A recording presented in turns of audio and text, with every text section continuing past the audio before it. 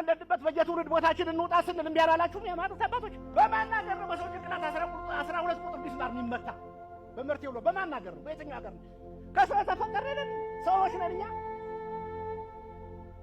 አፈቴን ከሆነ እዚህ አውቅተ የሚጠብቅ የነበረ ልጅ መልከኛ ረዥም ልጅ ምንሽ አይነበረ የቤተሰብ ጥየቃ ሲሄድ ያዙት ወሰዱት። 3 ቀን አሳድረው በጭንቅላቱ 12 ቁጥር ቢስማር አገሬ ስለሆነ ነው የምናገር። መተው ደሙ ሲያልቅ ነው የሞተ። እሺ አባው አስማረ ሸምበቁ ማን ይወቅ የለም አባው አስማረ ጥፍሩን በቤንዛ ነቅለው ደሙ ፈሶ ሲያልቅ ደርቆ እንደዚህ መጣችሁ ሰብሮ ለቤተሰብ ጡት ተቆረጠችና እንደዚህ አድርጎ መንግስት መከላከያ ገደላት የተባለችቱን ሴት እኮ ሚዲያ ላይ ጥሩ አይነት ስኬት ነውና ቀጣይ ደግሞ በአካባቢያችሁ ከተሰዋ ብልቱን ቁረጡና በቪዲዮ የተደገፈ መረጃ ስጡን እኮ ነው የተባለው።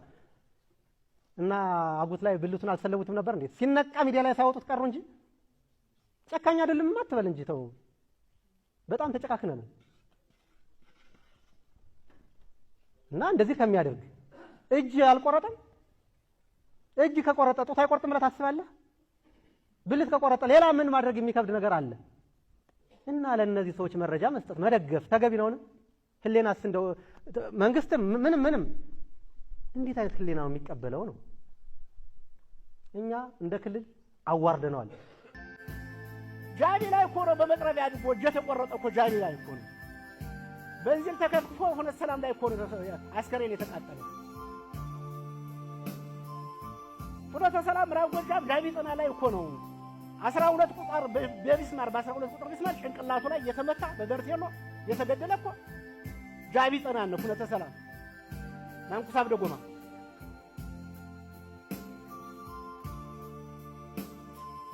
ይሄን እየሰራ ያለ የማን ልጅ ነው? ከየት ይወጣ ነው? ማን ነው? ምን ማድበስበስ ያስፈልጋል? ክቡር ዶክተር አብዱ ሁሴን ዛሬ በመምጣታችሁ ተጀነራል ጋር የደስታ ወሰን የለውም። በቃ እንነጋገር።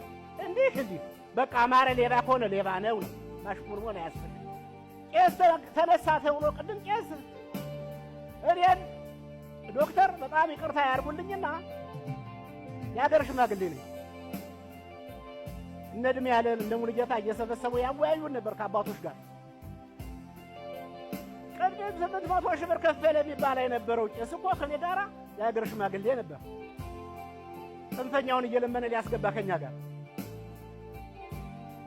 እኔም በግሌ ምን እንዳሉ ልንገሮት።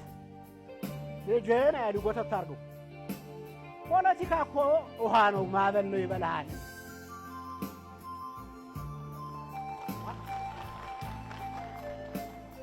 እሳት ነው ያነድሃል አርፈህ ተቀመጥ ነው ያሉኝ።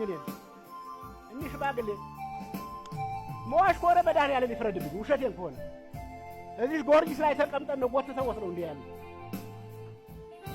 ስለዚህ ሀገር እያፈረሳት ያለ እያጋደለ ያለ ማን ነው?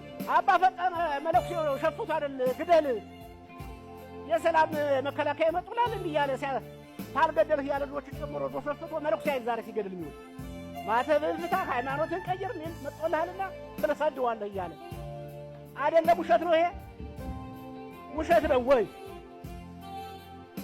መለኩሴ ያልሸፈተም እዚህ ከኛ ጅጋ የሸፈተ የለም።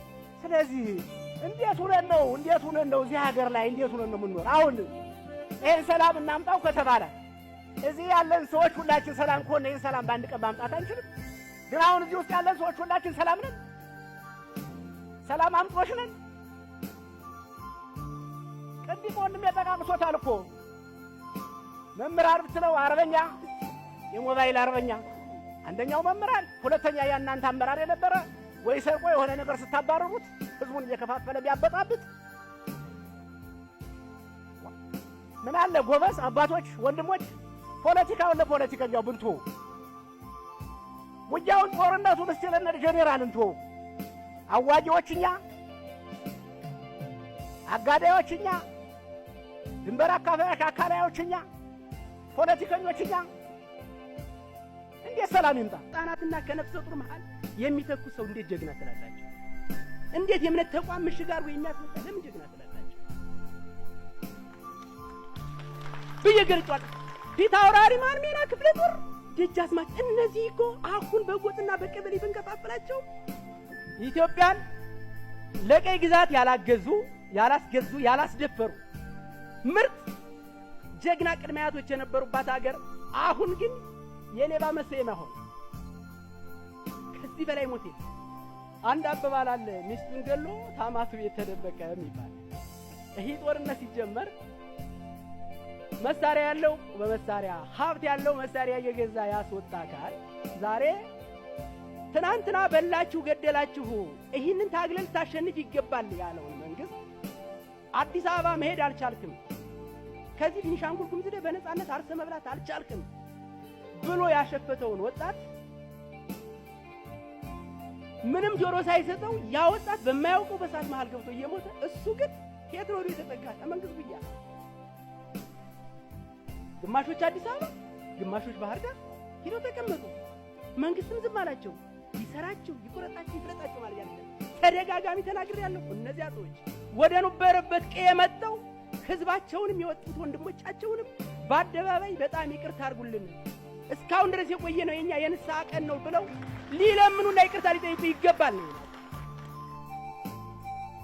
አንድ ሁለት የሃይማኖት አባት ስንት አበነፍስ አለው በዞኑ ሀገረ ስብከት አማካኝነት የማን ወንድም ፋኖ ነው፣ የማን የንስሐ ልጅ ፋኖ ነው፣ የማን ቤተሰብ ፋኖ ነው የሚለው ተለኮ ተወስዶ እያንዳንዳችን ስራ ተቆራርጠን ካልሰራነ አሁንም ቢሆን ከዚህ በፊት ዋጋ ሲከፍሉ የነበሩት ተትተው ዋጋ እያሳጡ ያሉት አካሎች የሚሳቡና የሚደገፉ ከሆነ ትክክል አይደለም። ችግር ነው። የማን ልጆች ናቸው? ስንቅ ምናቀብል ማንን? ተኩሶ ማን የት ነው የሚገባ? ጫካ ቢሆንማ የሚመለከተው አካልም እኮ እርምጃ ለመውሰድ ምንም እስካሁንም ዓመት ሙሉ አይፈጅም ነበር። ነገር ግን በዚያ ውስጥ የሚሞተው ንጹሃን ሰዎች፣ ንጹሃን እናቶች፣ የሚወድመው አዝመራ ይሄ እኮ አይቀሬ ነው። የመጨረሻ እኮ እርምጃው ከዚህ ላይ ተነጋግረን ውሳኔ ከወሰነን እርምጃው የመጨረሻና የመጨረሻ መንግስት ባለበት ሀገር የታጠቀ በቁጥር በተለያየ ምክንያት ይወጣ እኛ ያባለግነው ከኛ በፊት ሽሮ የበላ ከኛ በፊት አባቱ ሳይመጣ እናቱ በዚህ ላይ ናግባ ብላ የሰጠች እኛን መልሰው እረንም ከርኛን መልሰው አንፍራ ይፈጀናን። ቅድም ማነው ትንሽ ዳረዳር ነክቶታል። ይፈጀናን ብቻ እዚህ ላይ ያለው ይሞታን ብለን ከሆነ በጣም ስህተት ነው። በባለፈው በ2017 ማሽላ ምጥሊቱን እኮ ነው ጀማህዶ የሞተች ማሽላ ስጥ የማን ጥርስ የኛ እንምከር። አሁን አዎ የሚመክረው ሰው ያንሳል 15 ቀበሌ አለ። ይሄ ግን ምናልባት የተወሰነ ቀበሌ ካልሆነ አልመጣም። ምሽግ የሆነው ቀበሌ አልመጣም። ምሽግ የሆነው ቅድም አሁን ስለ ጎሽ ሜዳ መንገድ ስለ ማንመንያ ማዳበሪያ ምናመጣልንን ተብሎ እኮ ነው ዘመዳችን ዱጦ ዘርቶ ማዳበሪያ መንግስቱ ነው ማለት ነው። በተለያየ ችግር መጀመሪያ ሰላሙ ከመጣ ልማቱ ከኛ ስንዴ ልማት ሲመጣ እኮ ግብርና ከኋላ ልማቱ ተኝቶ በርበሬ እንዳይተከል ድንች እንዳይተከል አልምዶ ዛሬ ለሊት አረህን ድንች አንጥልም ስንዴ ይምጣልን ምትል እና አሁንም ቢሆን ወስነን ነው መለያየት ያለብን።